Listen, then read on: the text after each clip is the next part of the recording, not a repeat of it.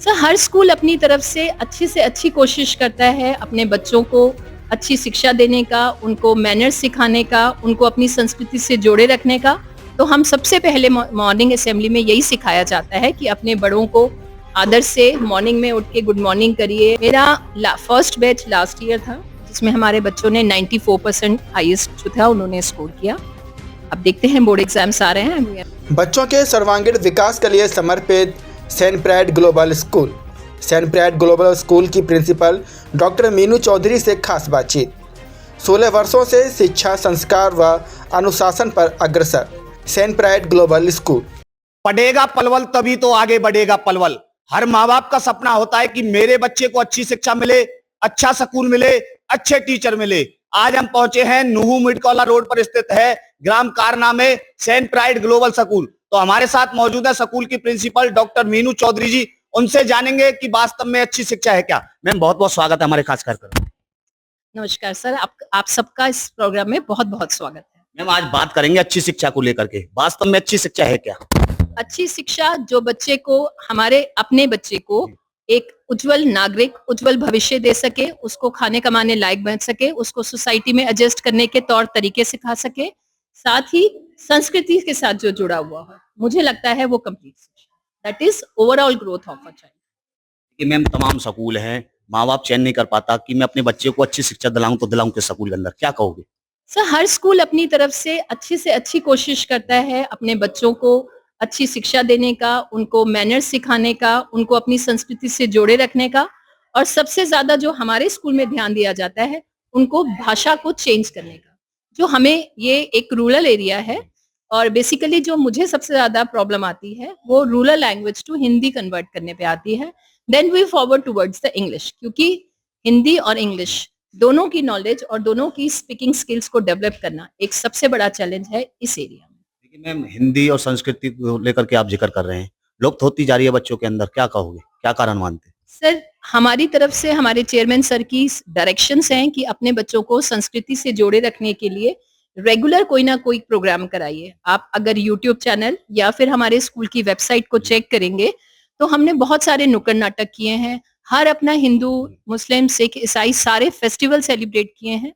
कुछ कुछ बच्चों को हर चीज में मतलब पार्टिसिपेट कराने की बजाय हम हर बच्चे को प्रोत्साहित करते हैं कि वो बढ़ चढ़ के उस चीजों में पार्टिसिपेट करें। मैम मैं बात करूं संस्कारों को लेकर के, आज का बच्चा संस्कारों से भ्रमित है, बच्चा नमस्ते तक नहीं करता, क्या कारण मानते हैं? नहीं, मैं बिल्कुल नहीं मानती कि आज का बच्चा नमस्कार नहीं करता। आप सेंट प्राइड के किसी भी बच्चे से मिलेंगे, आप रैंडमली किसी भी पेरेंट का अगर इंटरव्यू भी लेंगे, तो हम सबसे पहले मॉर्निंग असेंबली में यही सिखाया जाता है कि अपने बड़ों को आदर से मॉर्निंग में उठ के गुड मॉर्निंग करिए, जय श्री राम करिए, नमस्ते करिए, बड़ों के पाँव छुए। और ये एक हमारा रूटीन है कि हर जो टीचर हमारी असेंबली में ड्यूटी है वो बच्चों को बार-बार इस चीज को रिपीटेडली बताए, क्योंकि हो सकता है कि घर में पेरेंट्स इस चीज पे ध्यान ना दें, बट हम देते हैं। दर्शकों, आपने सुना सेंट प्राइड ग्लोबल स्कूल बच्चों को संस्कार बनाने का कार्य कर रहा है। बच्चों को कहीं ना कहीं जो बच्चे संस्कार से भ्रमित हो रहे हैं, बच्चे जो नमस्ते तक नहीं करते, तो सेंट प्राइड स्कूल उनको, बच्चों को संस्कार बनाने का काम कर रहा है। मैम बात करें शिक्षा के साथ साथ आध्यात्मिक ज्ञान कितना जरूरी होता है बच्चे के जीवन में? सर बहुत जरूरी है, क्योंकि मेडिटेशन एक ऐसी चीज है बच्चे को शांत रखती है, उसको जमीन से जोड़े रखती है, उसके दिमाग को शांत करती है और सोचने समझने की शक्ति भी बढ़ाती है। तो एवरी वेडनेसडे एंड सैटरडे हमारी क्लासेस में मेडिटेशन क्लास होती है, योगा क्लासेस भी हम करते हैं। साथ में गीता का पाठ जैसे अभी हमारा हुआ था तो 108 बार हमारे पूरे स्कूल ने गीता का उच्चारण किया।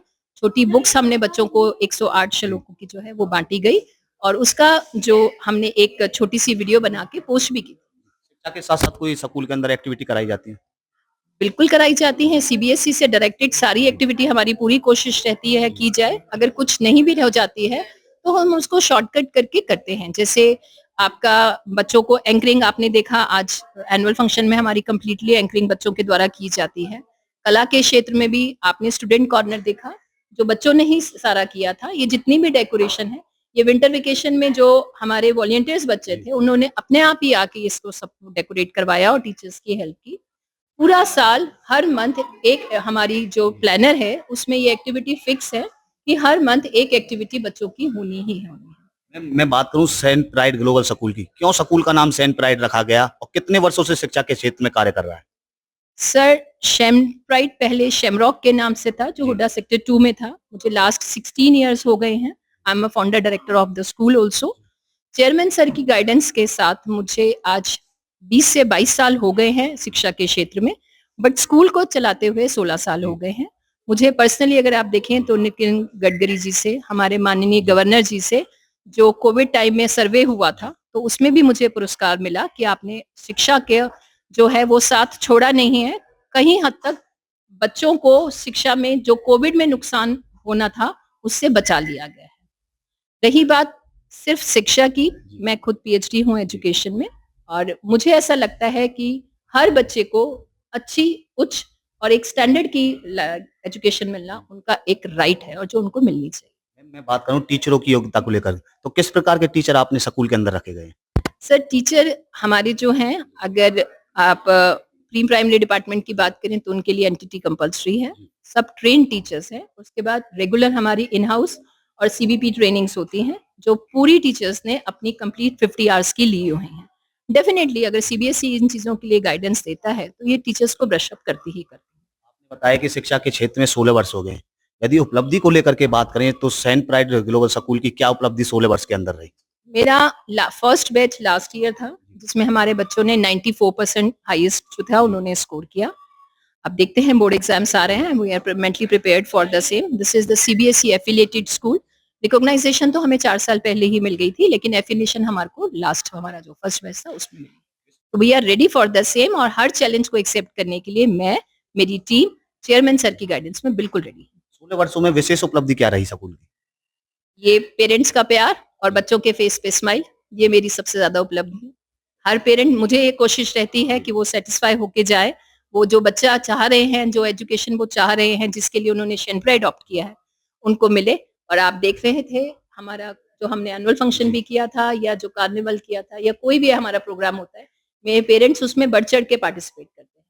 अगर पेरेंट आपके साथ जुड़ा हुआ है, तो डेफिनिटली आपको रिजल्ट्स मिलेंगे ही मिलेंगे। आज नहीं मिलेंगे, थोड़ा टाइम बाद मिलेंगे, लेकिन 100%। बच्चों की सुविधाओं को लेकर के बात करें तो किस तरीके की सुविधा बच्चों को मिल रही है स्कूल के अंदर?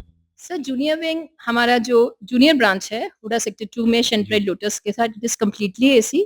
और इस सेशन में भी हम प्री प्राइमरी डिपार्टमेंट में एसी या फिर वाटर कूलर्स और कूलर्स इंट्रोड्यूस करेंगे। पानी हमारा आरओ सारा ट्रीटमेंट प्लांट लगे हुए हैं, मिलते हैं हर रूम में। इट्स कम्प्लीटली एयरी, 4-4 फैंस हैं, तो ऐसे किसी भी तरह की कोई प्रॉब्लम नहीं है। कंप्यूटर है, साइंस लैब है, कम्प्लीटली वर्किंग, तो बच्चे सब उसका एंजॉय भी करते हैं और सीखते हैं उनसे। बेटियों की सुरक्षा के लिए बात करें और बच्चों की सुविधाओं को लेकर बात करें, कैंपस में किस तरीके की सुरक्षा की गई है? सीसीटीवी टीवी हर जगह लगे हुए हैं, और वैसे भी फीमेल स्टाफ है, तो वो बच्चे उनके साथ ज़्यादा कंफर्टेबल रहते हैं।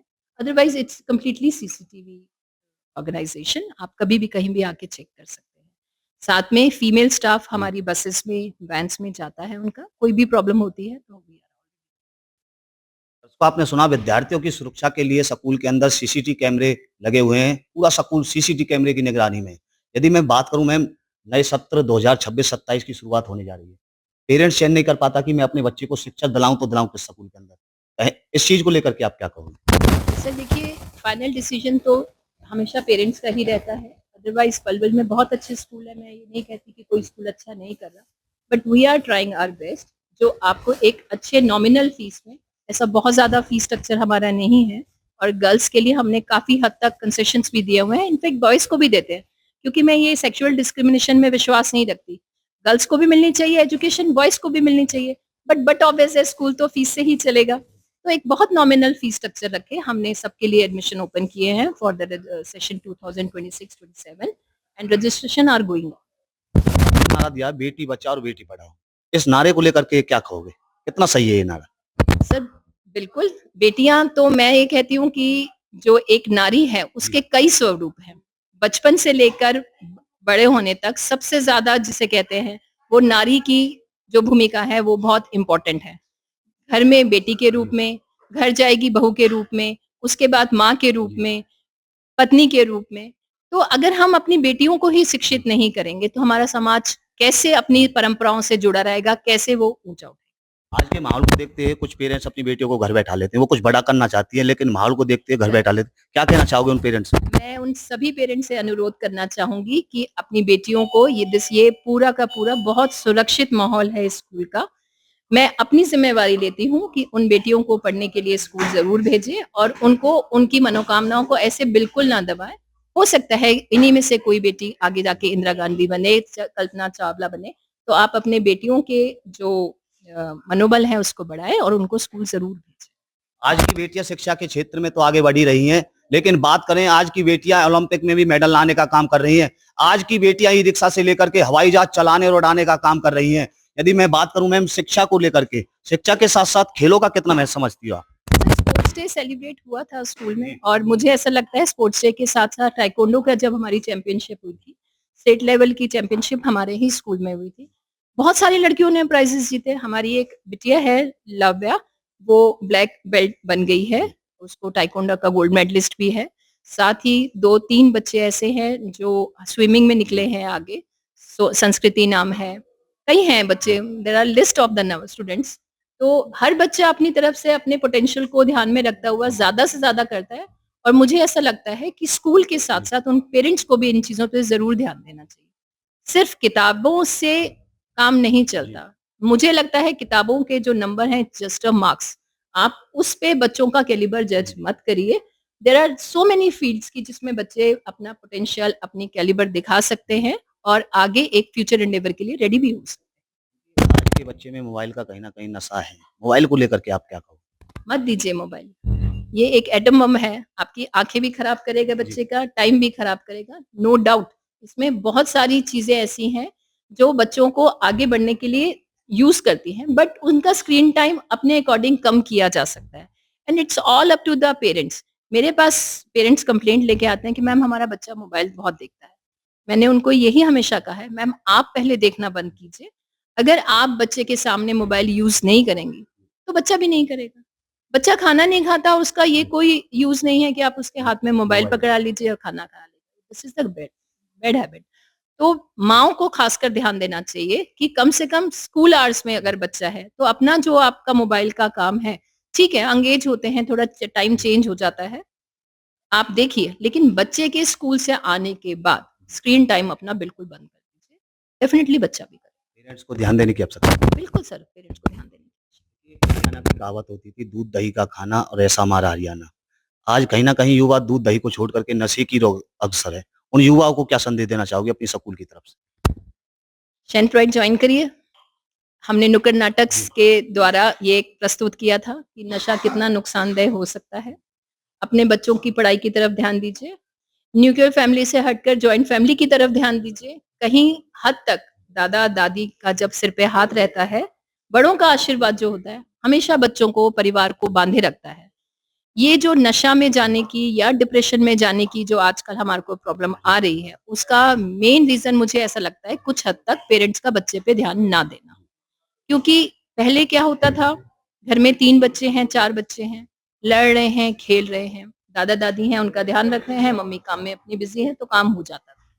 लेकिन जब से ये हमारे न्यूक्लियर फैमिली का प्रचलन आया है, तो बच्चे इग्नोर हो रहे हैं। माँ को लगता है कि मैं क्यों नहीं जॉब कर सकती, पापा को लगता है मैं क्यों नहीं जॉब कर सकता। वो अपने इंडिपेंडेंट होने के चक्कर में कुछ हद तक बच्चे को इग्नोर कर रहे हैं और उसका लॉन्ग टर्म में रिजल्ट्स बहुत खराब है। मैं हमारे चैनल के माध्यम से सन प्राइड ग्लोबल स्कूल की तरफ से बच्चों को, पेरेंट्स को, आसपास के क्षेत्रवासियों को क्या संदेश देना चाहोगी? 2026-27 सत्र शुरू होने जा रहा है। पहले तो 2025-26 में जो हमारे बोर्ड एग्जाम्स होने जा रहे हैं और साथ में छोटी क्लासेस के जो एग्जाम्स अभी मार्च के महीने में स्टार्ट हो जा रहे हैं, बिल्कुल प्रेशर मत लीजिए। आप सबने बहुत मेहनत कर रखी है और ये इस मेहनत का जो रिजल्ट है वो 1 महीने में जो आएगा, तो ऐसा बिल्कुल मत सोचिए कि मेरा पेपर आने वाले हैं। आप लोगों की कंटीन्यूअस असेसमेंट होती है और एक अच्छे नंबरों के लिए मैं हर बच्चे को अपने मन से बिल्कुल आशीर्वाद देती हूँ, ब्लेसिंग्स देती हूँ कि गेट रेडी फॉर एग्जाम। हम और आपकी टीचर्स सब रेडी हैं। आप अपना एग्जाम दीजिए, कंफर्टेबली एग्जाम दीजिए और 2026-27 के न्यू एडमिशन के लिए, नए साल के लिए हम सब बिल्कुल तैयार हैं। आप भी सब तैयार रहिए, सेंट्राइड को ऑप्ट करिए। बहुत-बहुत धन्यवाद। Welcome sir. दर्शकों, ये थी हमारे बीच में सन प्राइड ग्लोबल स्कूल की प्रिंसिपल डॉक्टर मीनू चौधरी जी।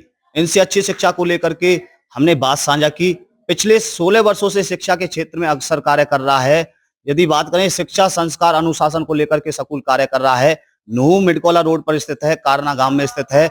आगे स्कूलों की क्या प्रतिक्रिया जिले के अंदर रहने वाली है, वो हर एक प्रतिक्रिया अपने चैनल के माध्यम से दिखाने का काम करेंगे। हर स्कूल संचालक, स्कूल प्रिंसिपल की बात आपको सुनवाने का काम करेंगे कि वास्तव में अच्छी शिक्षा है तो है क्या। धन्यवाद। इस वीडियो को शेयर करें। धन्यवाद।